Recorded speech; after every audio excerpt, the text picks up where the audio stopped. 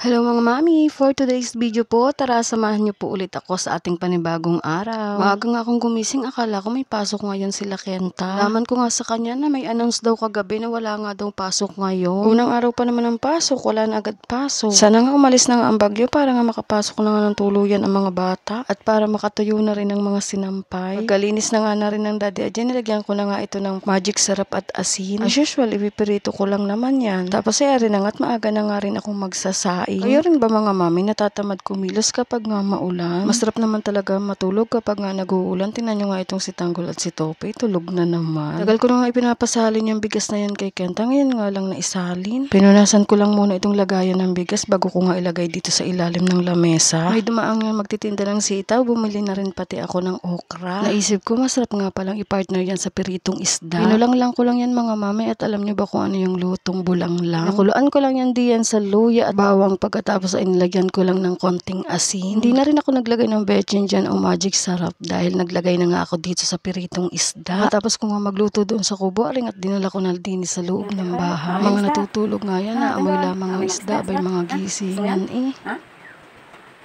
Ha? Tanggol, mukha ka ng alosyang. Ang buhok mo ah.